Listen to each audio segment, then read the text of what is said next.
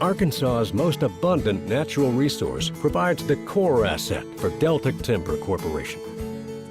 In addition to the sustainable yield stewardship of its well-stocked timberlands, Deltic adds value by integrating its efficient wood products manufacturing facilities, as well as through planned development of commercial and residential real estate.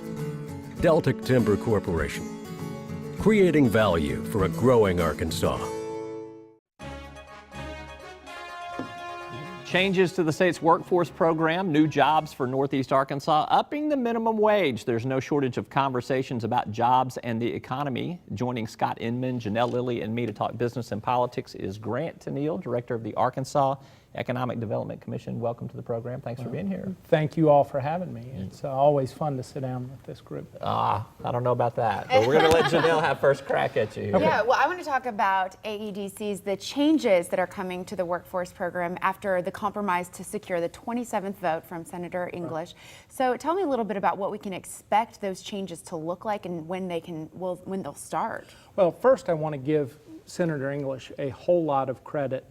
This is an issue that she cares deeply about. She has run the Workforce Investment Board in a past life. She has worked at AEDC in a past life. She has been concerned about this for a long time and saw an opportunity with the uncertainty around the private option to move an issue forward that there's very broad agreement on. There just hasn't been the political will to get the funding done. So she seized her chance and managed to pull together commitments for about $15 million from various sources, some of it coming out of existing pots dedicated to workforce at the Workforce Services Agency, some of it coming in the form of new one-time money from the governor to really get focused in a few different ways. One of the things that we know, we have a lot of different people and a lot of different organizations engaged in workforce development in the state.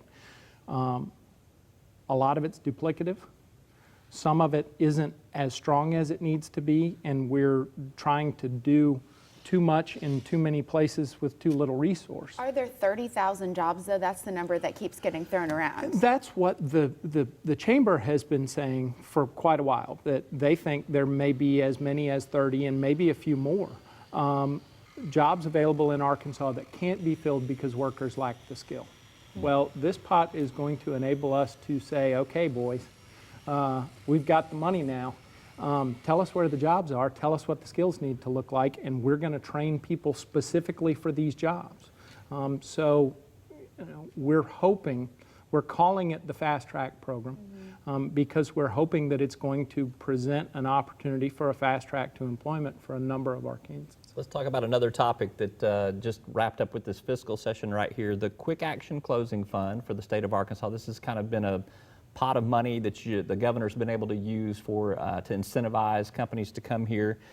That balance is down to about $6.8 million right now. There was no additional funding put into the Quick Action Closing Fund. What are you going to do about that? Well, how does that hamper your ability to recruit jobs to the state? Well, we had asked for an additional $5 million out of the surplus, and at the end of the day, there were legislators who felt very strongly that we can't spend all of next year's surplus now. There were, we're projecting around $120 million in surplus. There were requests in for about 90. So some things had to go. And there were a few key items that there was broad agreement on. The two that really impacted the Quick Action Closing Fund money more than any others were broadband in schools, which I'm a huge supporter of and very much behind it, and told individual legislators in meetings that I really think that getting that right can have a greater long-term economic impact on the state than any one project that we can do. And what was the other thing? The other was the charter school facilities funding, which has, fans and detractors on both sides of the aisle, but because the Waltons had put this challenge forward and said that they were going to match at least some of it, there was a whole lot of impetus to go ahead and take advantage of that match. What are you going to do, though, if you don't have money to compete against Texas or Illinois or Florida or someplace for a project that's coming here, if you don't have that quick action closing fund money? I think that we're going to have to get very creative.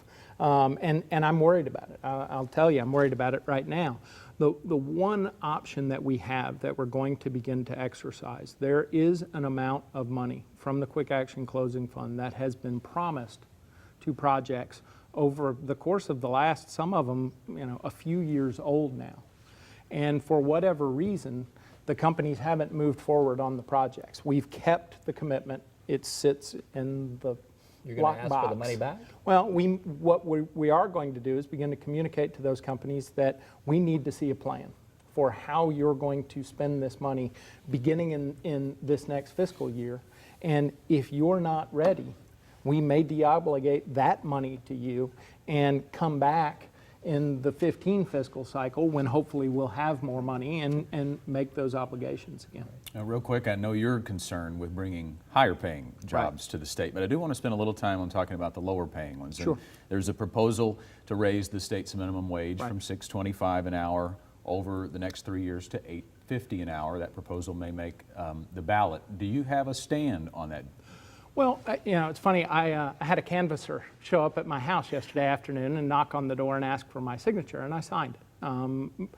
I'll sign almost any of them because I think the people deserve a chance to vote on these sorts of things. I think that there is a lot of benefit behind raising the minimum wage. You will hear from some companies that say it will be a job killer. But what creates jobs is customers. I mean, people talk a lot about job creators. The ultimate job creator is a customer with money to spend. That's how jobs get created. And if we can put more money in the hands of working Arkansans to go out into the economy and spend it, that will create jobs. Corporate profits over the last few years on a nationwide basis have been at record levels. I've seen some counts that say that corporations in the United States are sitting on like $1.7 trillion right now that they don't know what to do with. They can afford this. All right, we got to hold it right there. You stick around, we'll have a little bit more conversation in our Web Extra. Yeah. All right, he's Grant Tennille with the Arkansas Economic Development Commission. You can catch more of this roundtable at talkbusiness.net or katv.com. With 33 beautiful neighborhoods and 2 decades of growth, a home in Chenal Valley is truly in the heart of it all. Turn the corner to retail shopping or enjoy the performing arts. Make the most of 36 holes of magnificent championship golf, or simply relax and be cradled by abundant amenities, all without ever leaving the neighborhood. For more information, go to chenal.com.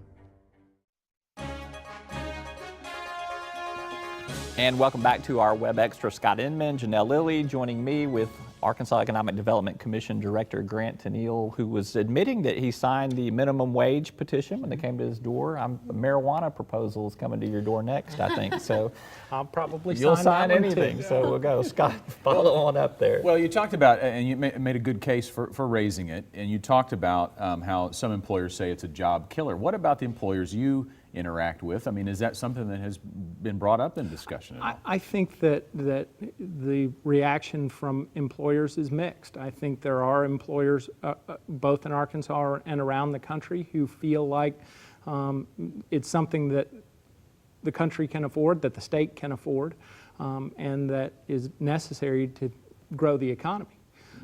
There are others that worry that it's going to raise their cost of doing business, it's going to raise the price of goods, and that it's going to force them to lay some people off. I think that, increasingly, when we start talking about jobs that we can't afford to pay somebody more than, $7 something an hour to do, the question is how long is that job going to survive anyway? Right. We see company after company in Arkansas beginning to automate their processes to, reduce headcount, to improve efficiency. And that's something that we're having to live with. The other thing I'll say, when we've got a division that works on existing businesses, and we get calls often from companies that are experiencing turnover problems, and they don't understand why they can't keep employees. One of the very first things we do for those companies when they call us is an exercise we call wage mapping. It's where do the people who live within 50 miles of your operation work, and what do they get paid? And nearly every time we find that the companies experiencing high turnover are experiencing it because their wages are out of step with other jobs right within their catchment area, and people are leaving to go get paid more. Do you know who those minimum wage workers are? Because that's part of the argument too, is that you'll hear they're mostly teenagers. Are there heads of households, and how many in Arkansas are trying to raise a family on minimum wage? And I don't have the number at my fingertips. I think we can probably get close. It begins to get a little confusing because a lot of the adults that are trying to do that are working multiple jobs. Yeah. But this is an issue that is a relatively simple fix, a relatively inexpensive fix that I think can have a large impact on the economy. Pico Foods announced 1,000 jobs in Northeast Arkansas. I know that's a project that was several months in the making over the past few months here. Anything else on the horizon we should be keeping a pulse on? We've got a few coming. Well, you can share a few more details. Well, I will say, and I've talked publicly and at times been chastised for talking too publicly, but our efforts with Walmart to continue to attract businesses who had moved some manufacturing overseas back continue to be very successful.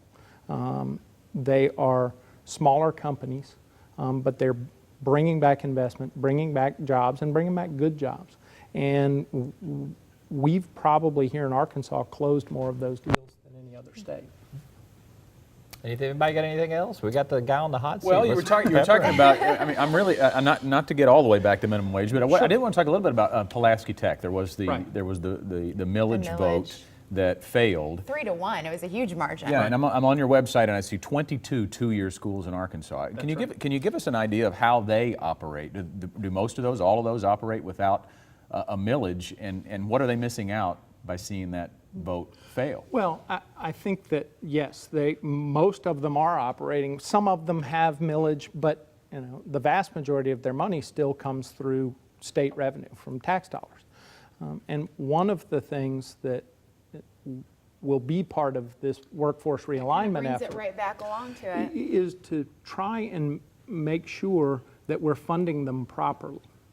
Right now, the vast majority of the funding going into two-year schools is dedicated for people who are pursuing credit hours toward an associate's degree in something. What we're increasingly asking our two-year schools to do more of is not on degree track. It's we want you to take this person for 6 weeks and teach them how to use this specific equipment in order to do this job. And it's not funded properly.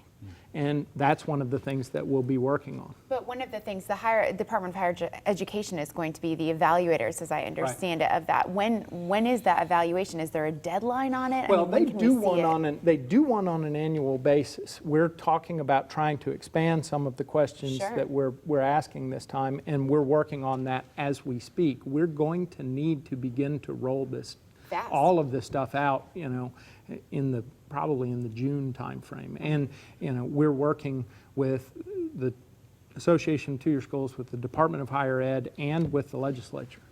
Department of Workforce Services, Department of Higher Education said they're excited about this, that your agency is going to be the lead on this because everybody's going to call you and complain. Well, so is that how that's going to work? I think that's fair, but at the same time, I also think that a lot of the criticism that those folks have received over the years is that their programs haven't been responsive to business.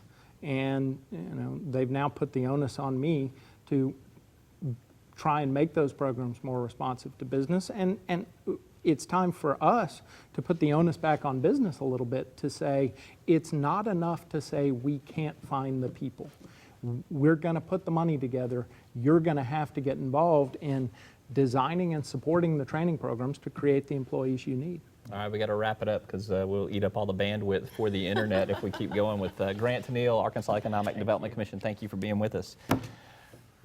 That is our Web Extra. You can catch the latest business and political headlines at talkbusiness.net or kadv.com each and every day. Thanks for watching.